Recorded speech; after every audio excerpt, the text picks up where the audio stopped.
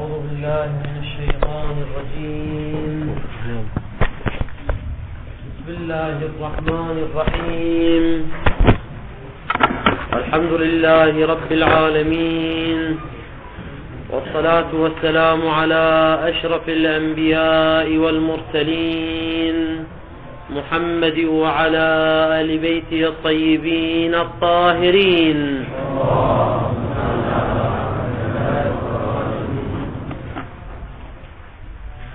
كان كلامنا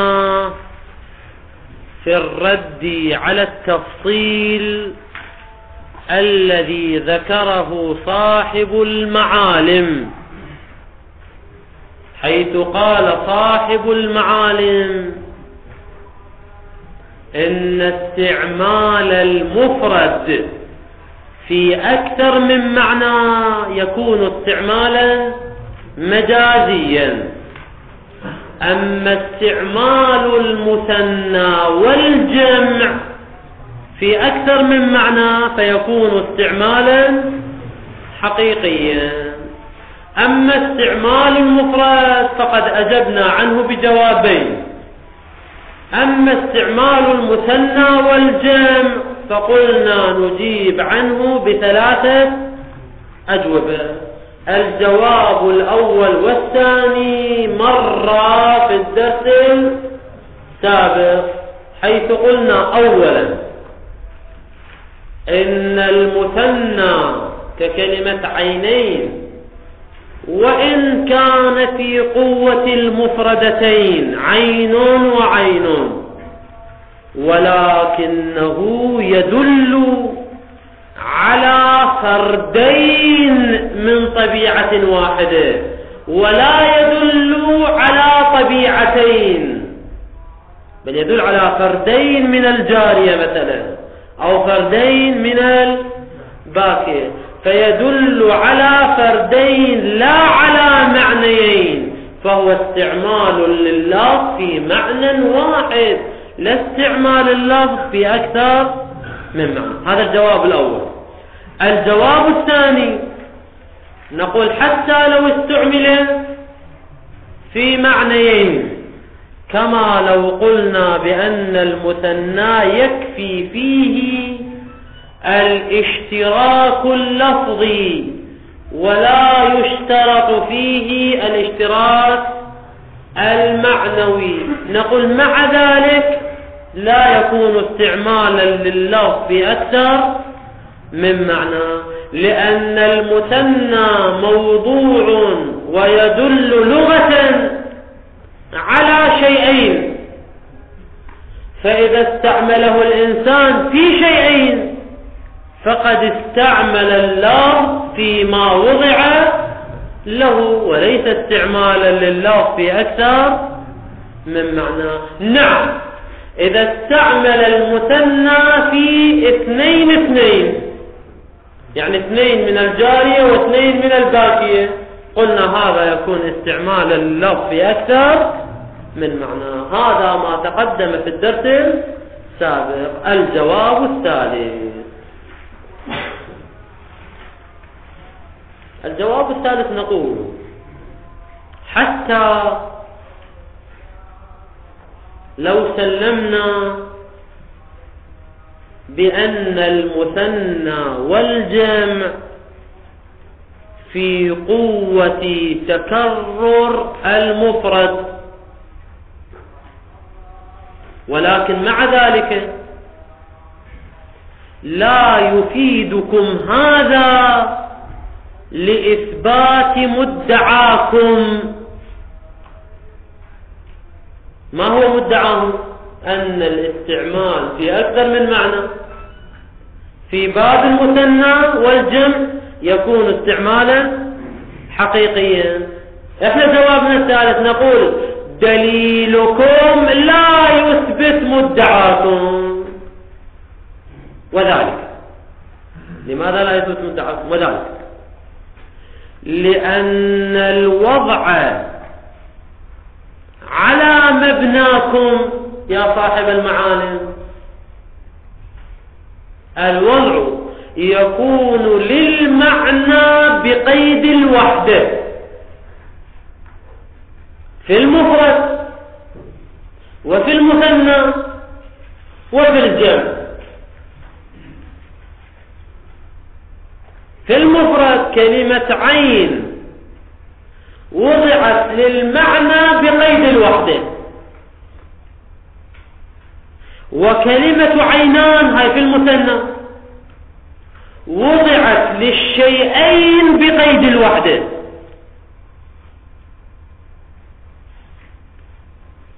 فإذا أردنا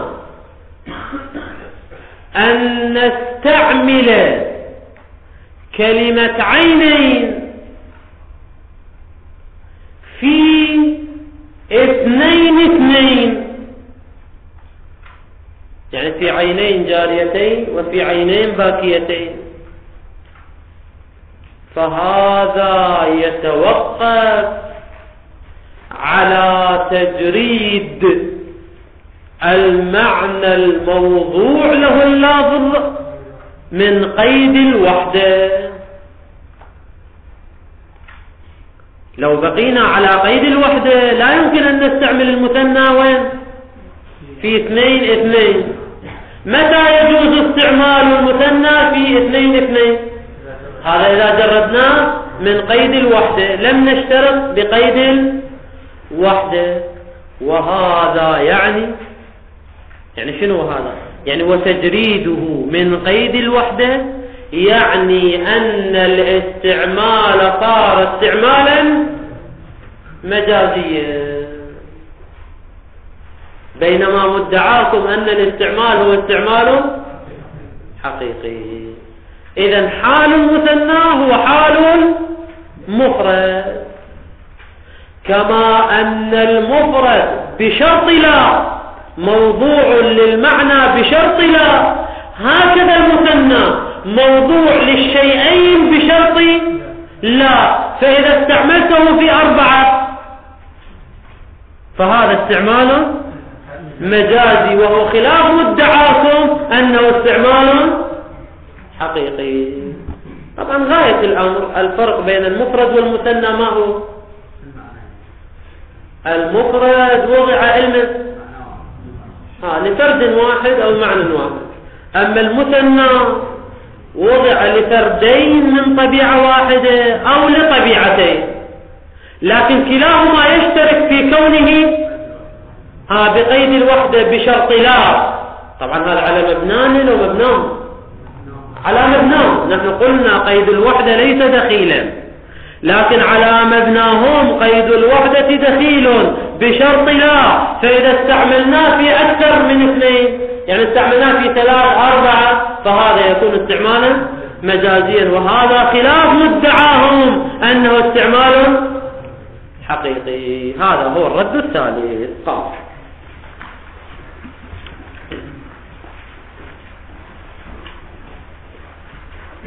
إلا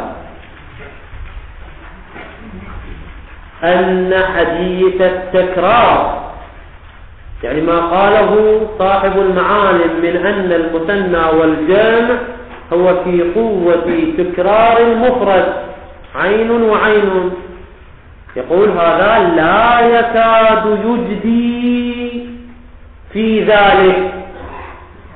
يعني شنو في ذلك؟ يعني فيما ادعاه صاحب المعالم من أن استعماله في معنيين يكون استعمالا حقيقيا، أي كون الاستعمال على وجه الحقيقة، لا يكاد يجدي في ذلك أصلا. لماذا؟ فإن فيه في من؟ في استعمال المثنى في 2 يعني في 4 إلغاء أو إلغاء قيد الوحدة. إذا أردنا أن نستعمل المثنى في 4 يعني في 2 لابد أن نلغي شنو؟ قيد الوحدة، لأن المثنى وضع للشيئين بشرط لا، فكيف يستعمل في 4؟ لابد أن نلغي قيد الوحدة، وإذا ألغينا قيد الوحدة صار استعمالا مجازيا، وهو خلاف مدعى صاحب المعالم من أنه استعمال حقيقي. فإن فيه إلغاء قيد الوحدة المعتبرة أيضا. والمعتبرة في المثنى كما أنها معتبرة في المفرد، طبعا على مبناهم وليس على مبنانا. زين، المعتبرة أيضا ضرورة، هذا بيان لكونها معتبرة، ضرورة أن التثنية عنده، يعني عندنا صاحب المعالم، إنما يكون لمعنيين أو لفردين، لكن شنو؟ بقيد الوحدة، يعني بشرط لا. فإذا استعملت في 4 في 2 يعني 4 2 فهذا يكون تجريدا له عن قيد الوحدة ويكون استعمالا مجازيا.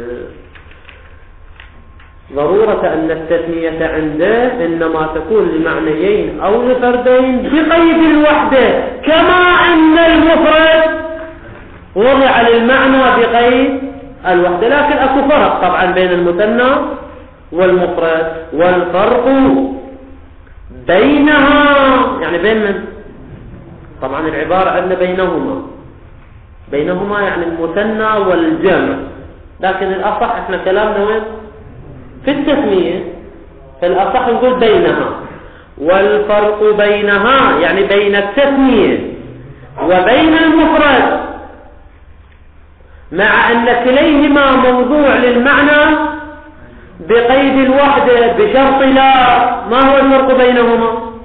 والفرق بين التثنية وبين المفرد إنما يكون في أنه هو المفرد، في أن المفرد موضوع للطبيعة بقيد الوحدة، وهي التثنية موضوعة لفردين من الطبيعة أو معنيين. يعني شنو معنيين؟ ما تقدر، مو معنيين من طبيعة واحدة، فما تقدر. لفردين من الطبيعة أو معنيين، أي لطبيعتين، يعني جارية وباكية، كما هو أوضح من أن يخفى. زين، ما كمل لك بعد الآخر، أنت كمل. إذا استعمال المثنى في أكثر من معنى يتوقف على تجريده من قيد الوحدة، وإذا جرد من قيد الوحدة صار استعمالا مجازيا، وهذا خلاف ما يدعي صاحب المعالم من أن استعماله استعمال حقيقي. هذا هو الجواب التالي. طبعا ويمكن جعل هذا الجواب الثالث ليس جوابا ثالثا،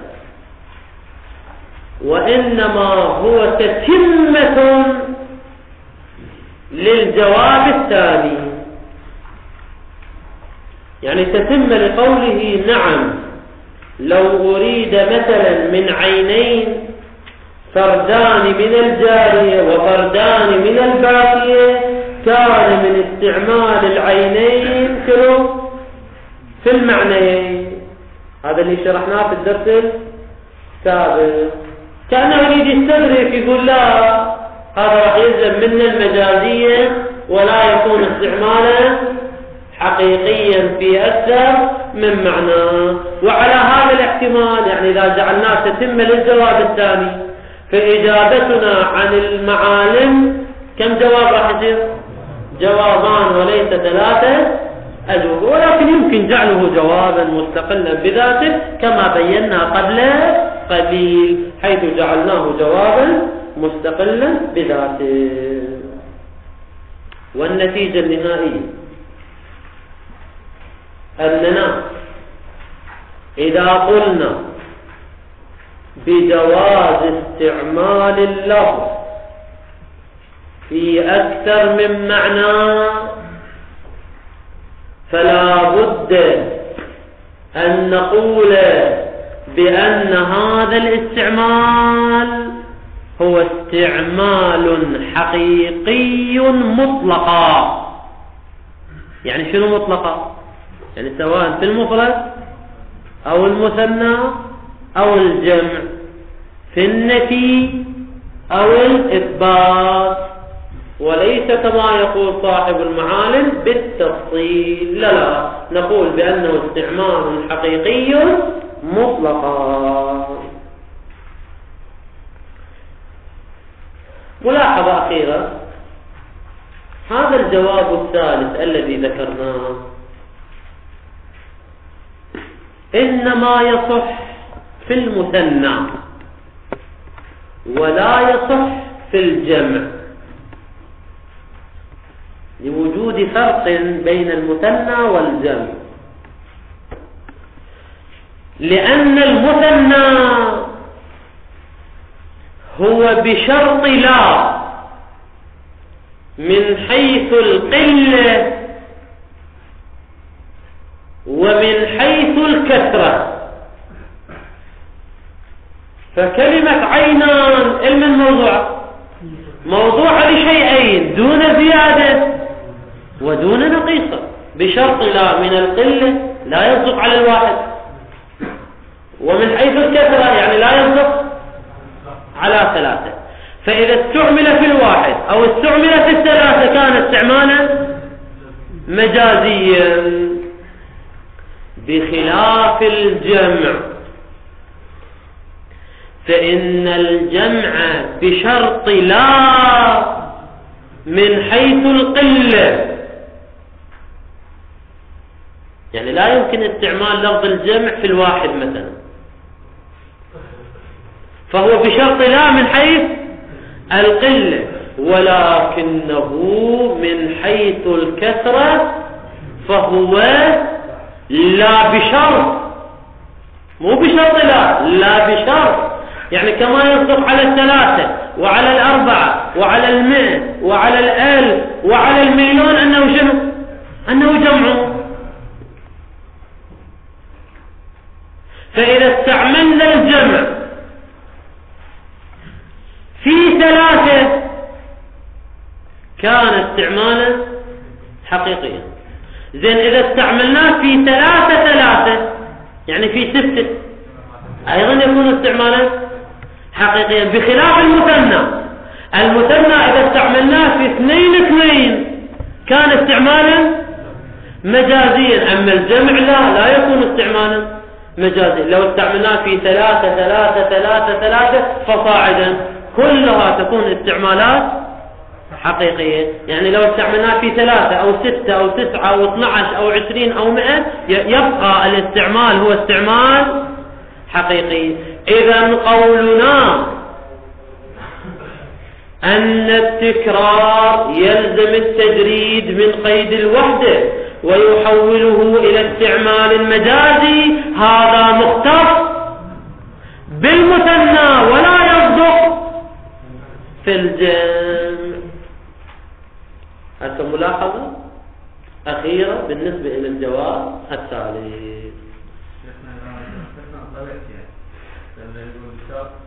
لا من حيث الجمع كان 3 موافقات بالواقع، و3 موافقات بالجارية، و3 ما فوق في الجاسوس، و3 ما فوق في الذهب، كله جمع وكله استعمال حقيقي.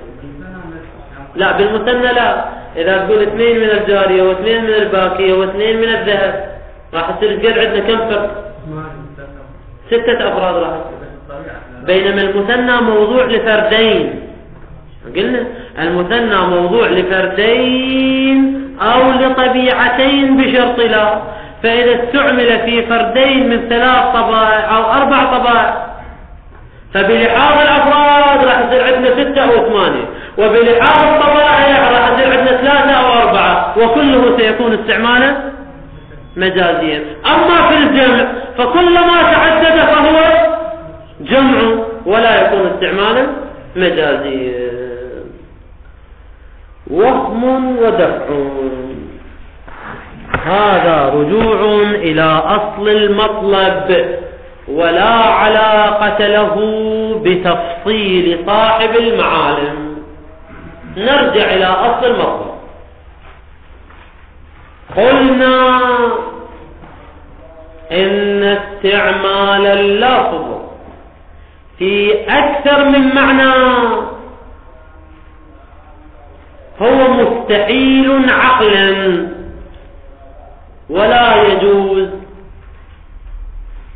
ولكن قد يتوهم متوهم فيقول بيان التوهم. المتوهم يقول: وردت عندنا روايات كثيرة تقول إن للقرآن إضافة إلى معناه الظاهر له شنو؟ إن له 7 أبطن أو 70 بطنا، وهذا معنى أن القرآن استعمل في كم معنى؟ في 8 معاني، يعني معنى ظاهر و7 أبطن، أو في 71 معنى، 1 ظاهر و70 شنو؟ باطن.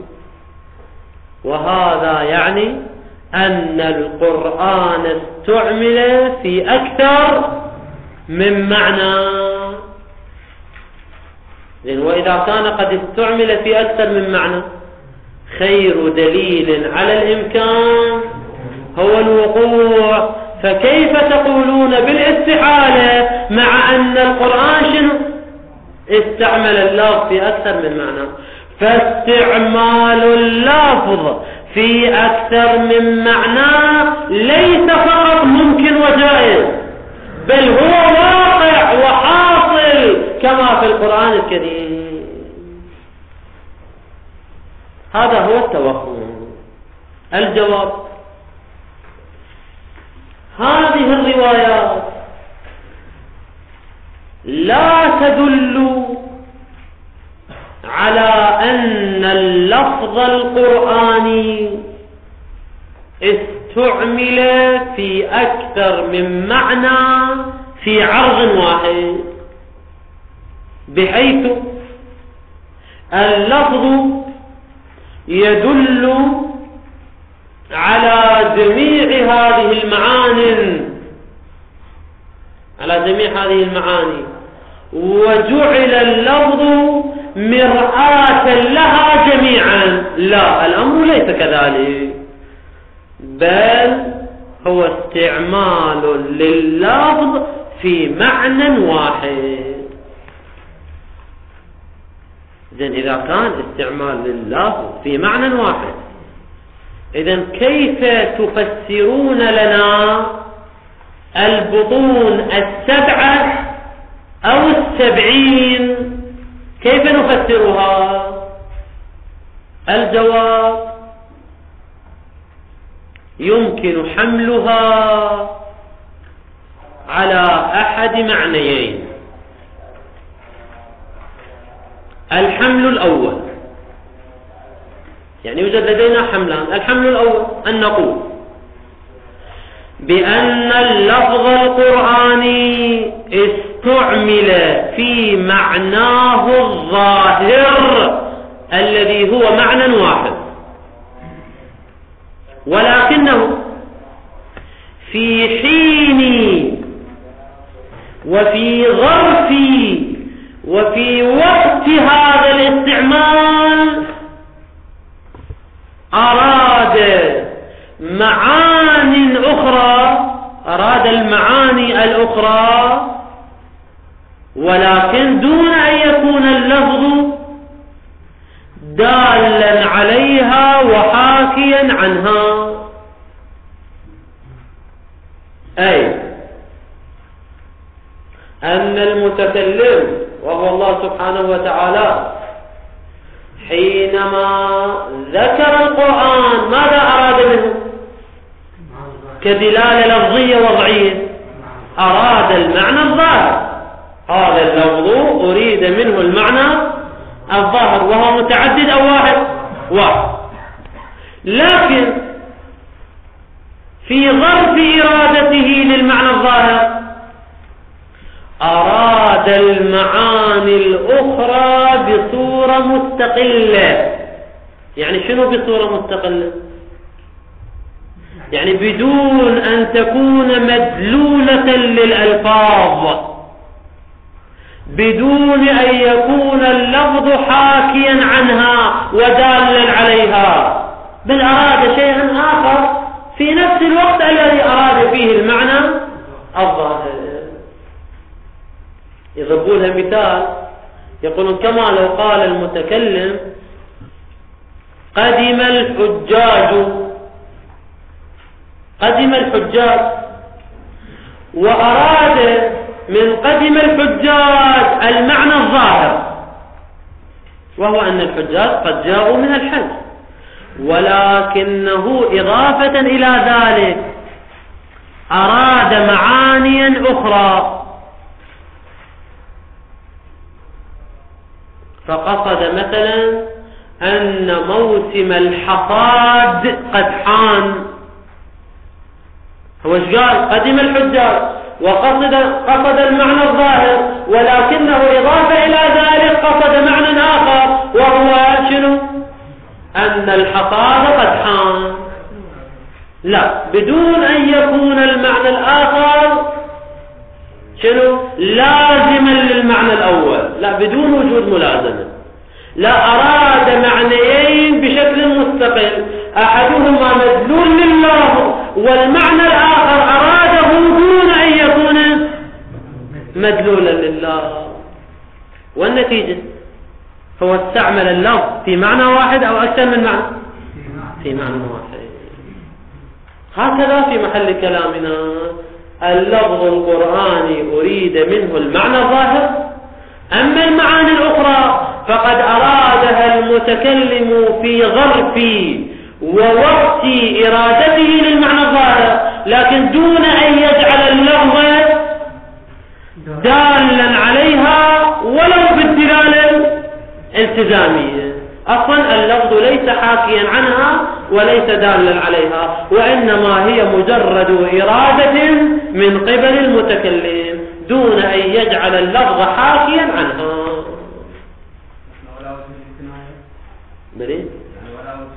ما لا ملازم ولا كناية ولا غير ذلك.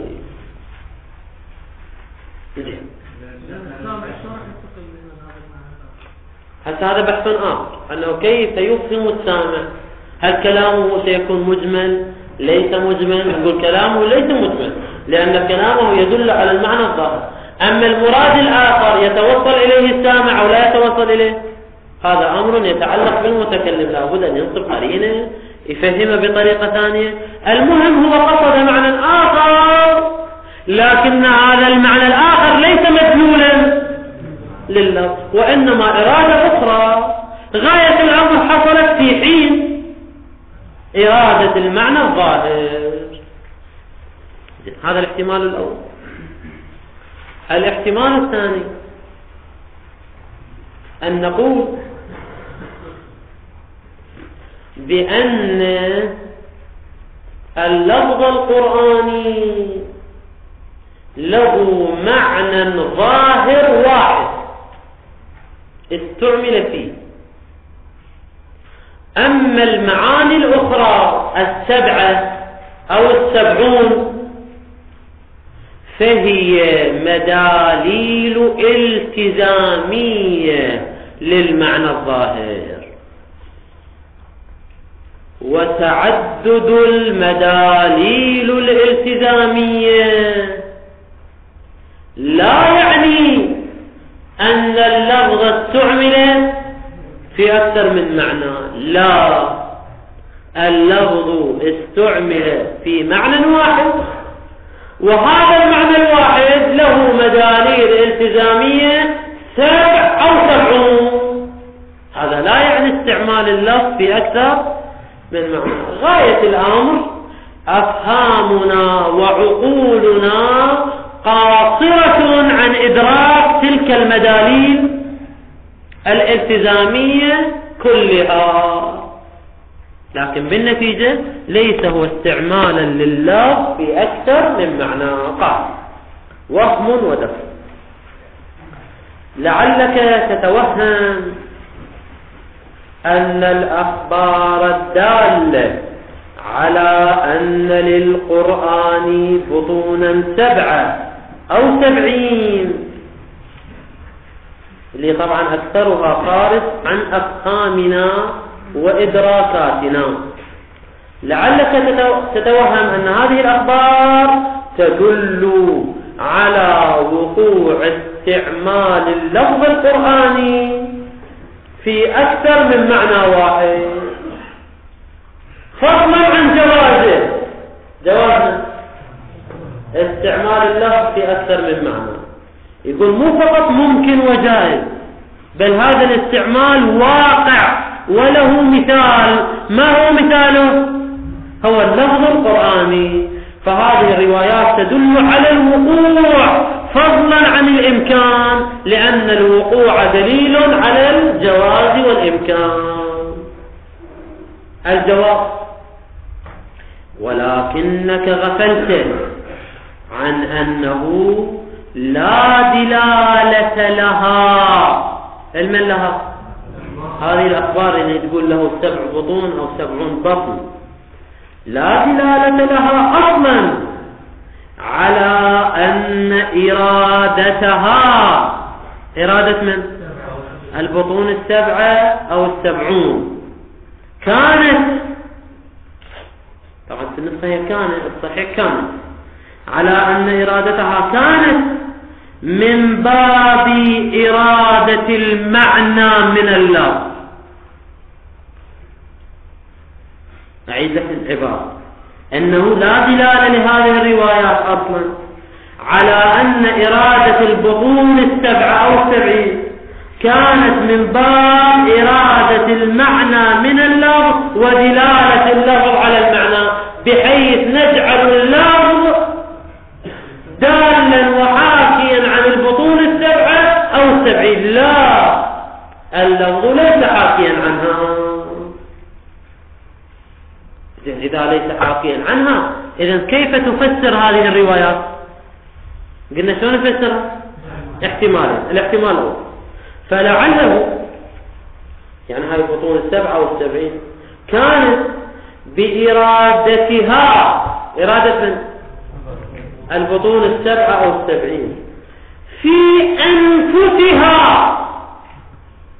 يعني شنو في أنفسها؟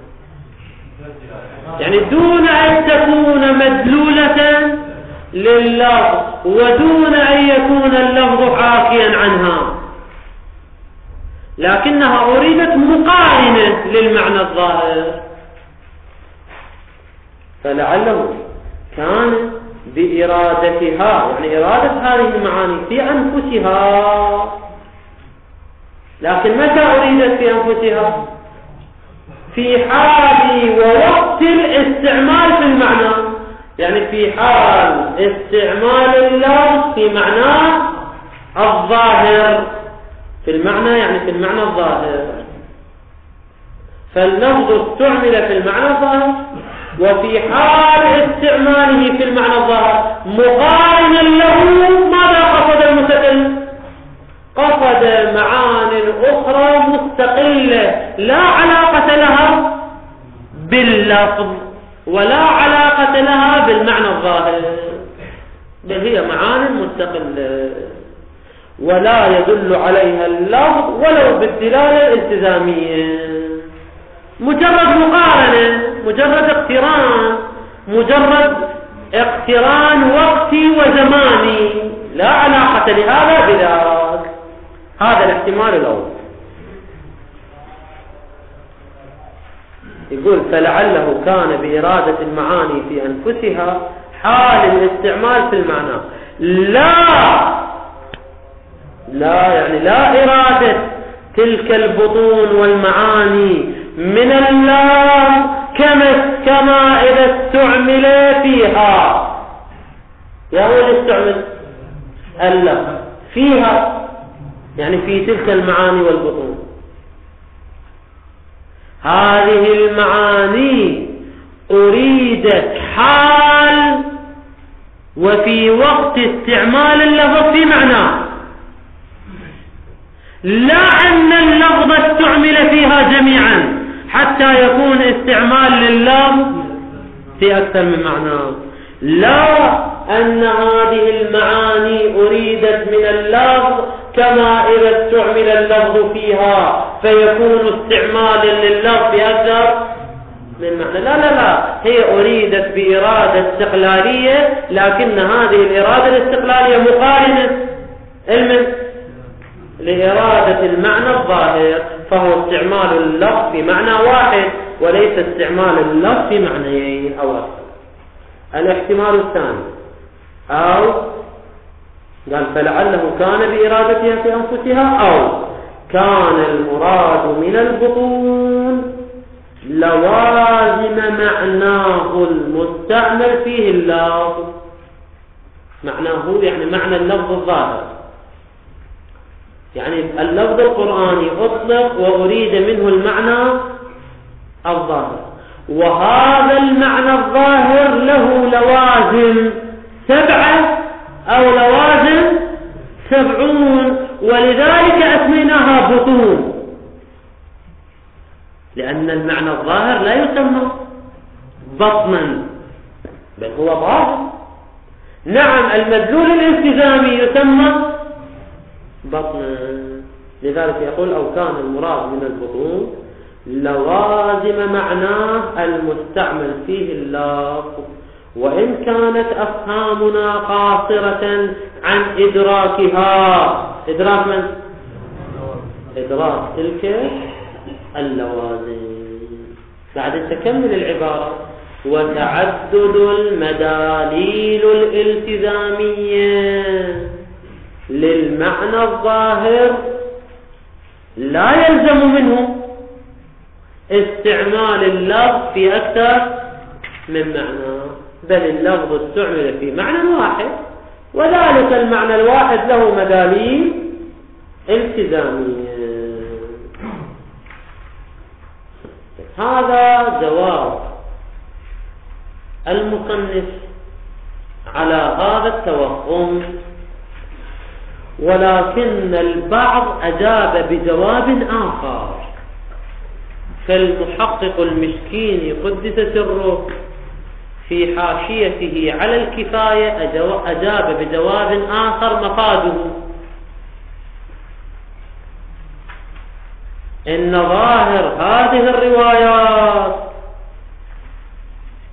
هو أن القرآن استعمل في أكثر من معنى،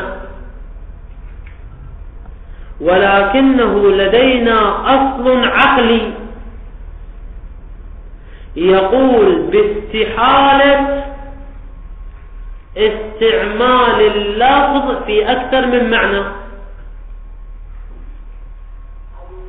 والظهور إذا خالف حكما عقليا، اللي هو شنو عندنا الحكم العقلي بالاستحالة كما بينا في المرحلة الأولى،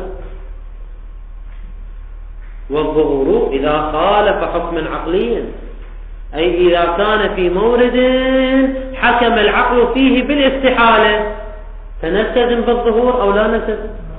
لا نلتزم بالظهور، بل لا بد أن نؤول هذا الظهور بتأويل، سواء هذا التأويل الذي ذكره الآخوند أو بتأويل آخر.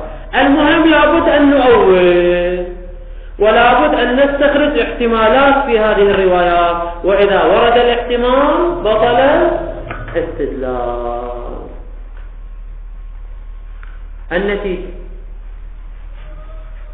النتيجة النهائية لهذا المطلب أننا بحثنا عن استعمال اللفظ في أكثر من معنى، وجعلنا البحث في 4 مراحل، وأثبتنا أن استعمال اللفظ في أكثر من معنى مستحيل عقلا،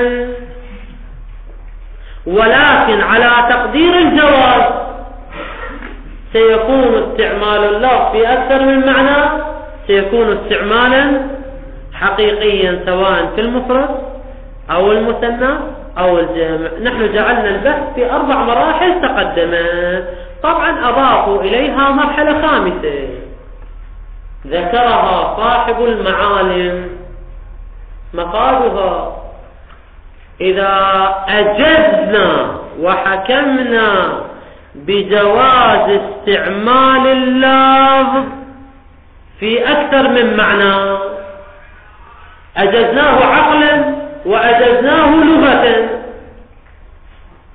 فهل المشترك اللفظي حينئذ يكون ظاهرا في جميع هذه المعاني؟ يعني جميع المعاني ستكون معاني ظاهرة، أو لا يكون مجملا لأنه قصد به أكثر من معنى ولا قرين على التعيين؟ فهل هو ظاهر في جميع المعاني أو هو مجمل في جميع تلك المعاني؟ ذكر هذا المطلب صاحب المعالم، لكن الآخوند لم يتعرض إليه، ولذلك من أراد تفصيلا فليراجع المعالم، ولا نعيد أو ولا نذكر ذلك المطلب تبعا للآخوند قدس سره. هذا تمام الكلام في المقدمة 12. بقيت عندنا المقدمة الأخيرة وهي المقدمة 13، وهي أطول المقدمات وأدقها في بعض المقالب. مطول، بحث مطول يحتاج إلى كثير من الدروس. بعض الأخوة اقترح أنه نأجل الدخول في بحث المشتق وندخل رأسا في الأوامر، هذا اقتراح.